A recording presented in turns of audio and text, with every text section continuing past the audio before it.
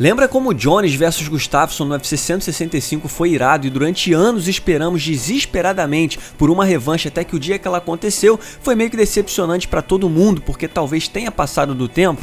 Bom, essa lista é sobre um sentimento ainda pior, pois vamos falar de revanches que nunca aconteceram e nunca vão acontecer, grandes lutas com muita coisa em jogo e até polêmicas que fizeram os fãs implorarem por uma segunda luta, mas os deuses do MMA e sua inconstância não deixaram, e não se tratam apenas de revanches que queríamos, eram revanches necessárias, mas que infelizmente nunca rolaram. Então já deixa o like e se inscreve no canal. Eu sou o Coutinho do MMA no Ponto e aqui vão 10 revanches que o MMA precisava, mas nunca teve. Número 10, Kevin Randleman vs Bas Rutten 2. As pessoas usam muito a palavra roubo no MMA e geralmente trata-se de um exagero, mas se você quiser falar sobre isso, da vitória de Bas Rutten contra Kevin Randleman pelo título vago dos pesados no UFC 20, você tá mais do que certo. Randleman dominou a luta, anotando 6 quedas, amassando Rutten no solo e depois mantendo a posição por cima por quase 21 minutos de combate. O pouco que Bas fez não garantiu uma vitória, então o fato de 2 dos 3 juízes enxergarem vitória de El Guapo é de enlouquecer. Se alguém merecia essa revanche era Randleman, mas o reencontro estava condenado a não acontecer desde o início. Depois da luta,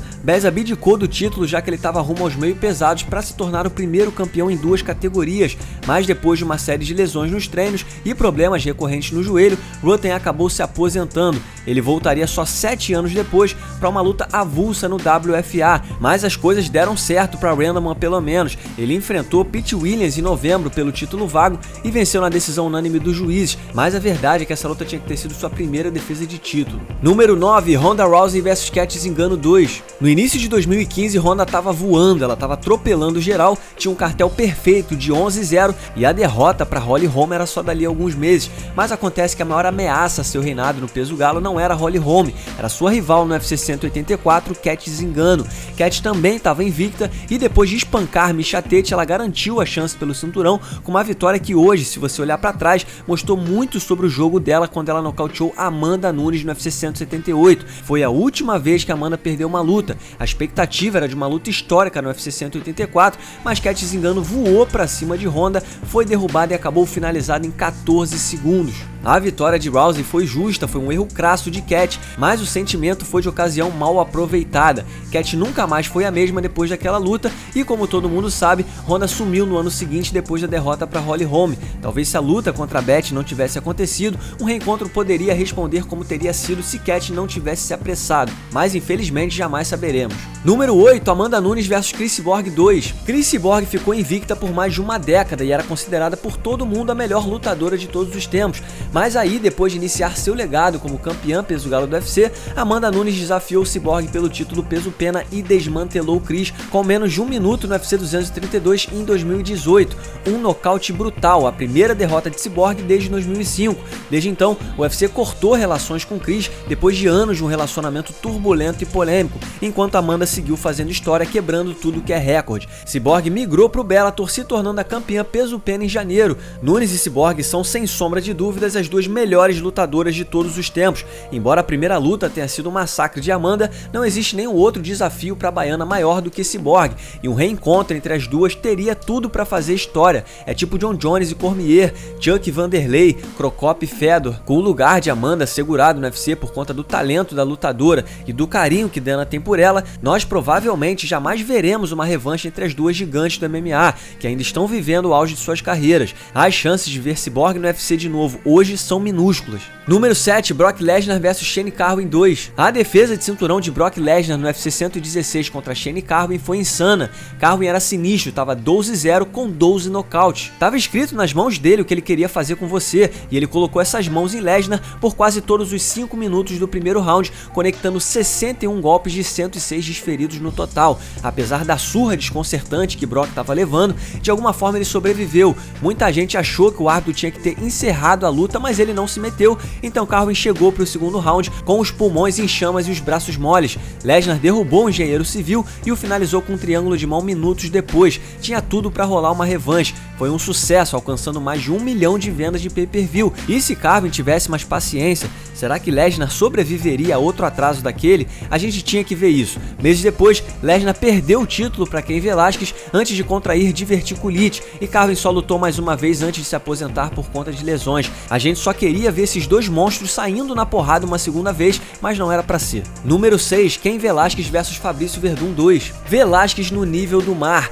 Cain Velasquez se encaminhava para o título de melhor peso pesado de todos os tempos. Era sua terceira defesa de título na Cidade do México contra o Carrasco de Fedor, o então campeão interino Fabrício Werdum, mas a Cidade do México é localizada nas alturas, a mais de 2 km acima do nível do mar. Sendo assim, a maioria dos lutadores gosta de chegar na cidade com antecedência para se aclimatar e se acostumar com a falta de oxigênio do lugar. Velasquez não ligou para isso e se deu mal. Claramente exausto no terceiro round, uma tentativa desesperada de derrubada o fez cair na guilhotina mortal de Werdum.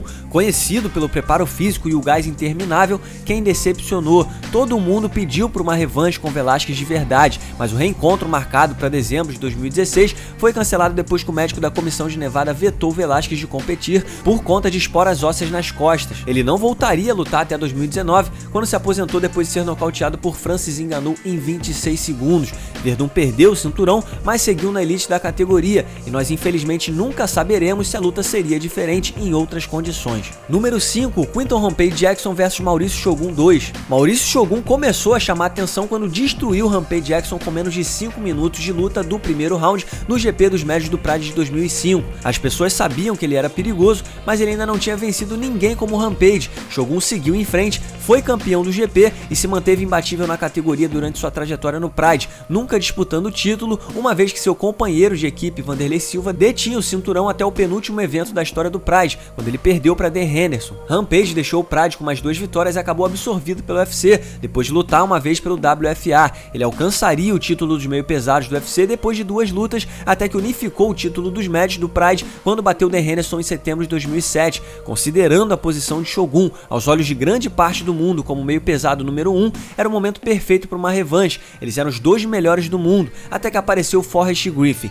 2 semanas depois de Rampage bater rendo, Griffin finalizou o Shogun logo na estreia do brasileiro, numa das maiores zebras de todos os tempos, e na luta seguinte tomou o cinturão de Rampage. Mesmo assim, por anos, em diversas ocasiões, ou rolavam rumores de uma revanche, ou o duelo era cancelado e nunca aconteceu. Que droga, Griffin! Número 4, Vanderlei Silva vs Tito Ortiz 2. Essa foi frustrante. Tito Ortiz e Vanderlei Silva disputaram o título vago dos meio pesados no UFC 25 e o cachorro louco passou mal contra o wrestling de Tito. Vande só tinha 22 anos e muita gente achou que aquela luta foi prematura para ele, e de fato foi. Tito venceu e seguiu em frente até quebrar o recorde de maior número de defesas de título na categoria dos meio pesados, completando 5 ao derrotar Ken Shamrock em 2002. Vande foi pro Pride, ganhou 13 lutas, não perdeu nenhuma, se tornou campeão dos médios e depois ainda conquistou o GP dos médios, se tornando basicamente o melhor lutador de todo o planeta. Mas o drama foi o seguinte: você tinha Tito no auge depois de quebrar recordes e Vande também no auge. Ortiz ficou um ano parado antes de perder para Randy Couture alguns meses antes de Vanderlei conquistar o GP, mas o que aconteceu foi o seguinte: o UFC mandou Chuck Liddell para lutar no GP dos médios do Pride e assim quem sabe ele enfrentaria Vande, mas por que não mandar Tito no lugar de Chuck? Ou já que se tinha uma boa relação com o Pride, por que não segurar a luta de Couture e colocar Tito para enfrentar o vencedor do GP, que no caso era Vanderlei? Teria sido o maior crossover entre eventos da história do mundo das lutas para determinar o melhor lutador do mundo. Essa é uma revanche que definitivamente fez falta na história da MMA. Número 3, Georges St-Pierre vs Johnny Hendricks 2. Esse talvez foi o mais famoso resultado polêmico da história da MMA, então uma revanche entre Georges St-Pierre e Johnny Hendricks parecia óbvia, né? Depois de lutarem por 5 rounds no UFC 167,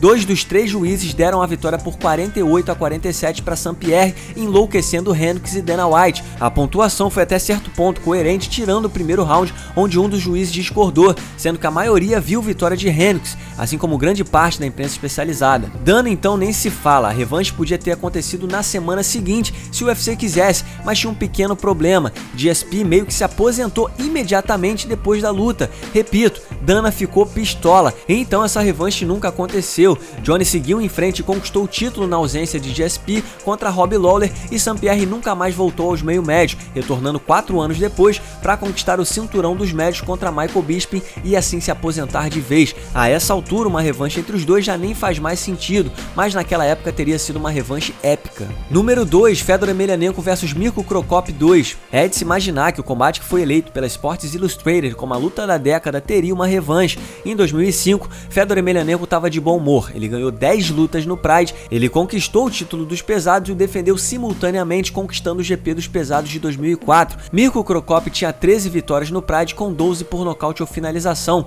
Era um monstro que podia te deixar em coma com um simples chute na cabeça. Eram os dois melhores do mundo e eles finalmente ficariam frente a frente no Pride em 2005 com o título em jogo. Cro Cop magoou Fedor no início, mas o último imperador sobreviveu e esse jogo de xadrez entre pesados mudou à medida que Emelianenko aos poucos começou a impor seu ímpeto até vencer na decisão unânime dos juízes. Que momento! Como pode o Pride ter ignorado essa revanche? Em outubro daquele ano, Cro Cop se recuperou com uma vitória contra Josh Barnett no Pride 30. Era o momento perfeito para refazer a melhor luta da década, né? Mas não, Fedor enfrentou o querido Zuluzinho no Réveillon. Zuluzinho, mas tudo bem, Cro Cop venceu o GP absoluto do Pride de 2006, isso era o suficiente para garantir a revanche, certo? Errado, o próximo da fila foi Mark Coleman, sabe lá por quê. Então a luta foi marcada para o Réveillon de 2006, uma boa oportunidade, né? Infelizmente não, Cro Cop tentava se recuperar de uma lesão e uma vez que Fedor tinha se comprometido a enfrentar Mark Hunt por algum motivo, Cro Cop saiu do card e rumou direto para o UFC um dia antes do evento. Curiosamente, os dois acabaram juntos no Bellator em 2019, com Cro Cop como alternativa do GP dos pesados, o qual Fedor estava competindo,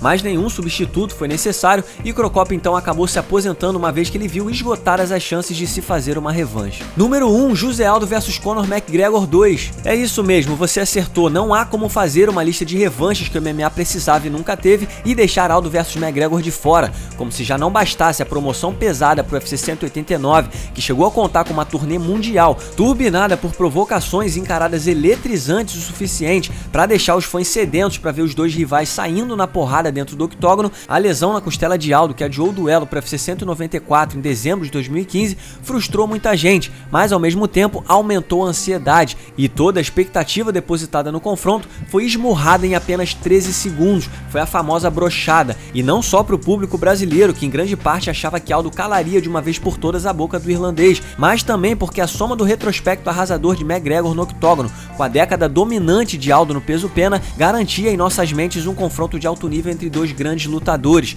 Claro, méritos de McGregor, que premeditou os movimentos do rival e conectou com precisão seu golpe mortal, mas ficou o sentimento de que por tudo que tinha construído na carreira até ali, Aldo merecia uma segunda chance, assim como tantos outros campeões tiveram no passado. Mas o fato é que McGregor seguiu em frente rumo a conquistas ainda maiores do que o título absoluto dos penas e Aldo ficou pelo caminho. E assim os fãs foram condenados a viver com a hipótese do que poderia ter acontecido numa revanche se Aldo não tivesse ido com tanta sede ao pote. E aqui vai um salve para Tommy Two Hold, que escreveu essa lista. Você pode segui-lo no Twitter através do @Tommy2Hold. E aqui vai um salve também para Max Randall, que editou esse vídeo. Você pode seguir o Max no Twitter através do Max_Randall. Muito obrigado por assistir, não se esqueça de deixar o like e se inscrever no canal. Nós teremos vídeos semanais por aqui. Deixe também o seu comentário sobre o vídeo logo abaixo e siga-nos nas redes sociais. Muito obrigado mais uma vez e até o próximo vídeo.